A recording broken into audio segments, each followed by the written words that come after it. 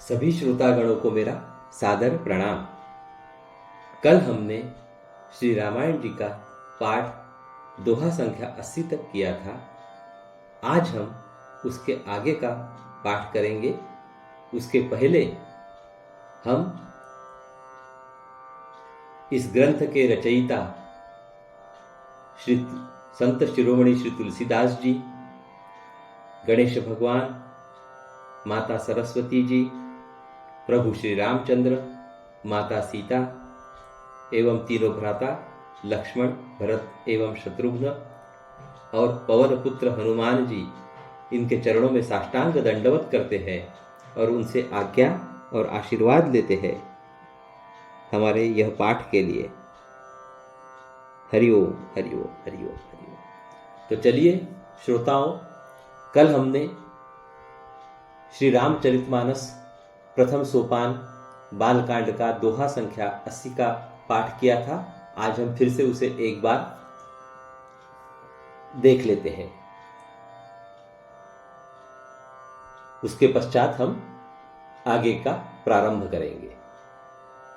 महादेव अवगुण भवन, विष्णु सकल गुण धाम, रामा जेहि कर मनुरम जाहि सन, तेहि तेहि सन काम, रामा।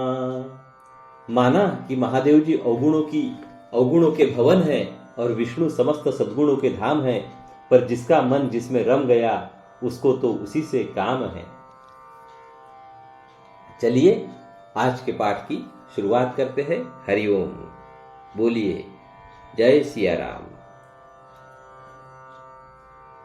जो तुम मिलते हूँ प्रथम मुनीसा, सुनत्यूं सिख तुम्हारी धरि सीसा, अब मैं जन्मू संभूहित हारा, को गुण दूषण करई विचारा।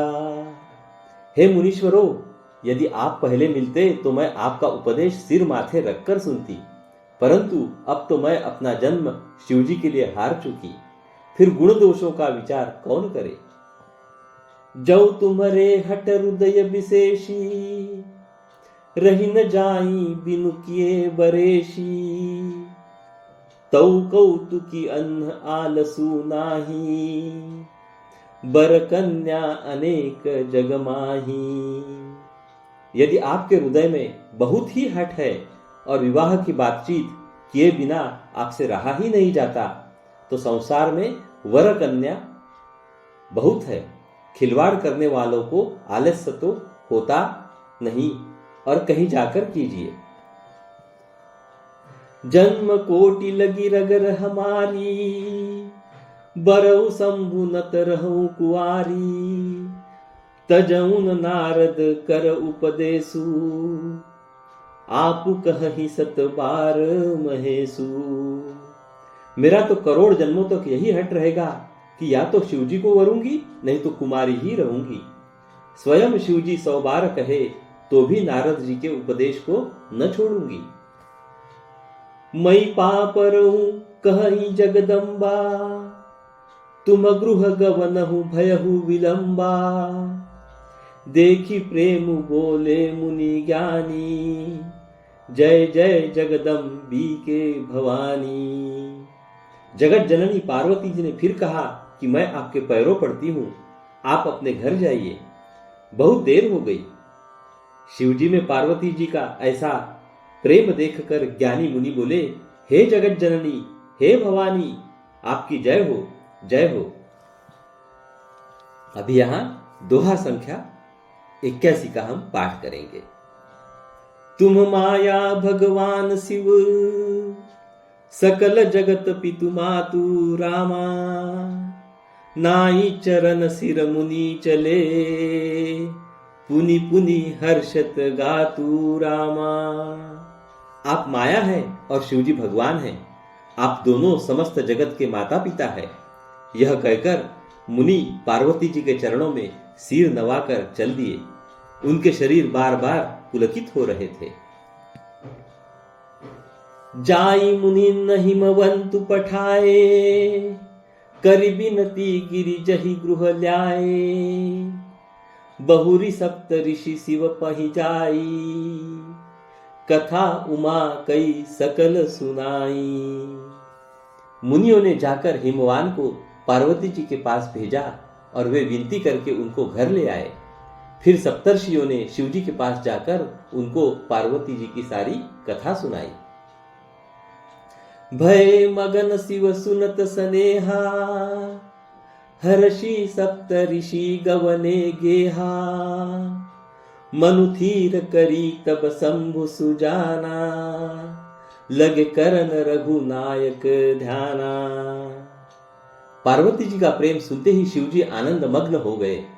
सप्तर्षि प्रसन्न होकर अपने घर यानी कि ब्रह्मलोक को चले गए। तब सुजान शिव जी मन को स्थिर करके श्री रघुनाथ जी का ध्यान करने लगे। तारकु असुर भयहुते ही काला, भुज प्रताप बल तेज विशाला, ते ही सब लोक लोकपति जिते, भय देव सुख संपत्ति रीते। उसी समय तारक नाम का असुर हुआ, जिसकी भुजाओं का बल, प्रताप और तेज बहुत बड़ा था। उसने सब लोक और लोकपालों को जीत लिया। सब देवता सुख और संपत्ति से रहित हो गए। अजर अमर सो जिति न जाई, हारे सुर करि विविध लड़ाई, तब बीरंची सन जाई पुकारे, देखे विधि सब देव दुखारे। वह अजर अमर था, इसीलिए किसी से जीता नहीं जाता था। देवता उसके साथ बहुत तरह की लड़ाइयां लड़कर हार गए। तब उन्होंने ब्रह्मा जी के पास जाकर पुकार मचाई। ब्रह्मा जी ने सब देवताओं को दुखी देखा। अभी हम यहाँ पे दोहा संख्या 82 का पाठ करेंगे। सब सन कहाँ बुझाई विधि, दनुज निधन तब होई रामा, शंभु शुक्र संभूत सूत, एहि जितई रन सोई रामा। ब्रह्मा जी ने सबको समझाकर कहा, इस दैत्य की मृत्यु तब होगी जब शिवजी के वीर्य से पुत्र उत्पन्न हो। इसको युद्ध में वही जीतेगा। मोर कहा सुनि करहु उपाई, होई ही ईश्वर करहि सहाई, सती जो तजी दक्ष मख देहा, जनमी जाई हिमाचल गेहा। मेरी बात सुनकर उपाय करो, ईश्वर सहायता करेंगे और काम हो जाएगा। सती जी ने जो दक्ष के यज्ञ में देह का त्याग किया था, उन्होंने अब हिमाचल के घर जाकर जन्म लिया है। ते ही तपु किन्ह शंभुपति लागी, शिव समाधि बैठे सबु त्यागी, जदपि अहई असमंजस भारी, तदपि बात एक सनहु हमारी। उन्होंने शिवजी को पति बनाने के लिए तप किया है। इधर शिवजी सब छोड़ छाड़ कर समाधि लगा बैठे हैं। यद्यपि है तो बड़े असमंजस की बात, तथापि मेरी एक बात सुनो। पठवहु कामु जाई शिव पाही, करई छोभु शंकर मन माही, तब हम जाई शिवहि सिर नाई, करवाउब विबाहु बरियाई। तुम जाकर कामदेव को शिवजी के पास भेजो। वह शिवजी के मन में क्षोभ उत्पन्न करे, उनकी समाधि भंग करे। तब हम जाकर शिवजी के चरणों में सिर रख देंगे और जबरदस्ती उन्हें राजी करके विवाह करा देंगे। एहि विधि भले ही देवहित होई, मत अति नीक कहई सबु कोई, अस्तुति सुरन्न किन्ही अति हेतु, प्रगटे विषम बान झुषकेतु। इस प्रकार से भले ही देवताओं का हित हो, और तो कोई उपाय नहीं है। सबने कहा यह सम्मति बहुत अच्छी है। फिर देवताओं ने बड़े प्रेम से स्तुति की। तब विषम 5 बाण धारण करने वाला और मछली के चिन्ह युक्त ध्वजा वाला कामदेव प्रकट हुआ। अभी यहां हम दोहा संख्या 83 का पाठ करेंगे। सुरन कही निज विपति सब, सुनि मन किन विचार रामा। शंभु विरोध न कुशल मोही, बिहसी कहे हु असमार रामा। देवताओं ने कामदेव से अपनी सारी विपत्ति कही। सुनकर कामदेव ने मन में विचार किया और हंसकर देवताओं से यो कहा कि शिवजी के साथ विरोध करने में मेरी कुशल नहीं है। तदपि करब मैं काजु तुम्हारा, श्रुति कह परम धर्म उपकारा।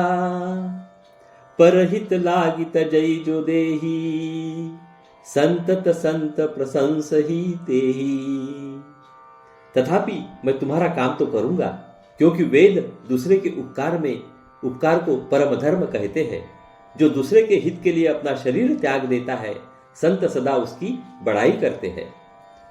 अस कही चले हु सब ही सिरुनाई, सुमन धनुष कर सहित सहाई।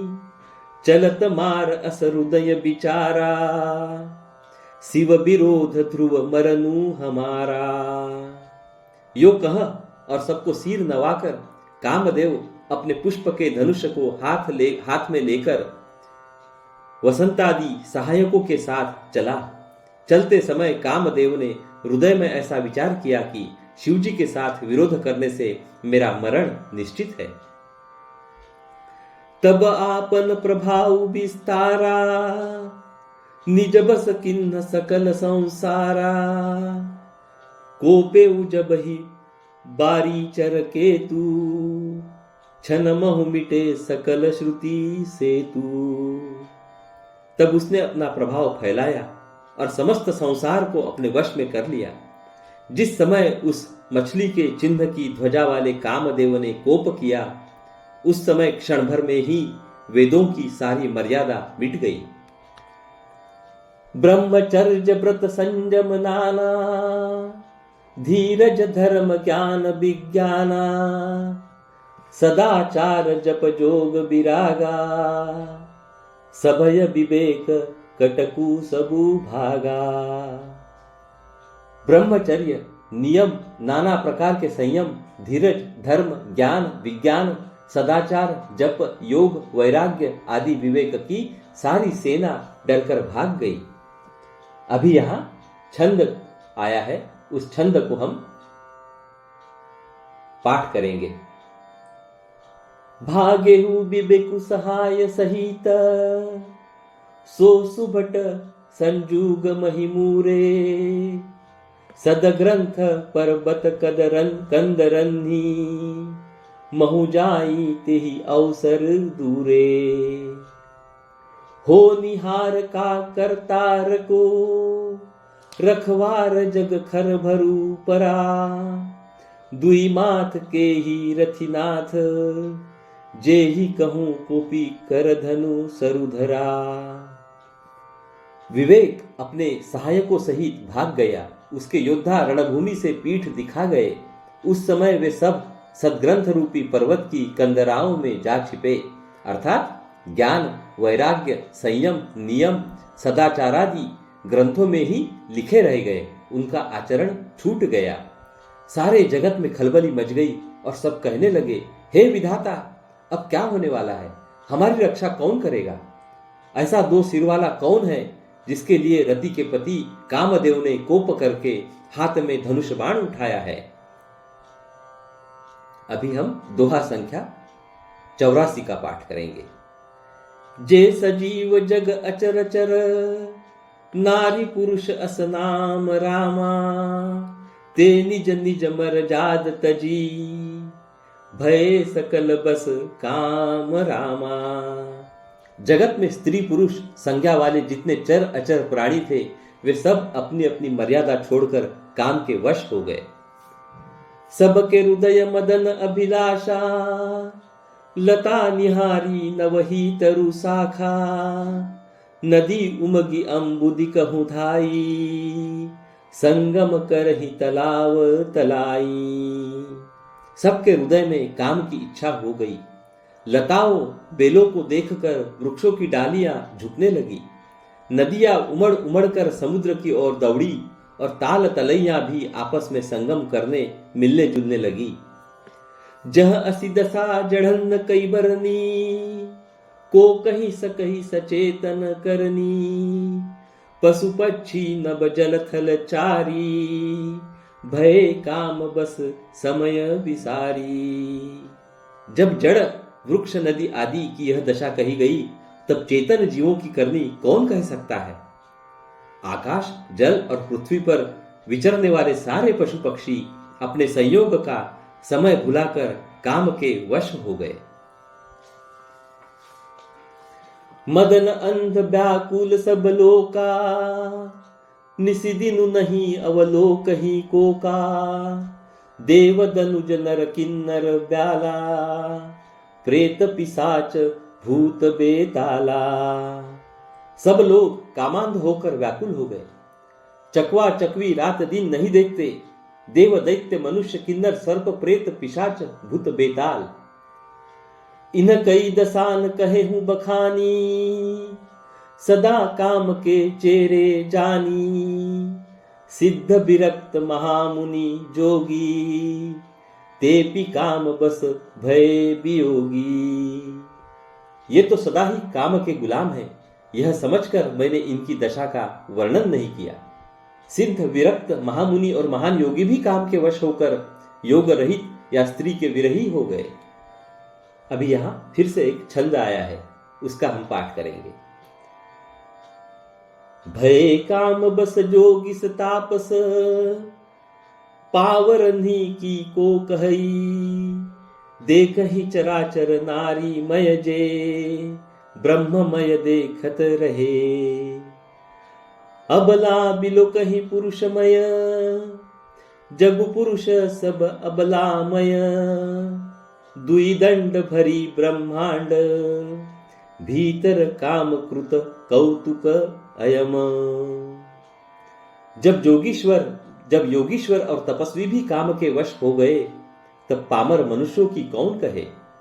जो समस्त चराचर जगत को ब्रह्ममय देखते थे, वे अब उसे स्त्रीमय देखने लगे। स्त्रियां सारे संसार को पुरुषमय देखने लगी और पुरुष उसे स्त्रीमय देखने लगे। 2 घड़ी तक सारे ब्रह्मांड के अंदर कामदेव का रचा हुआ यह कौतुक तमाशा रहा। अभी यहाँ पे सोरठा संख्या 85 आई है, जिसका कि हम अभी पाठ करेंगे।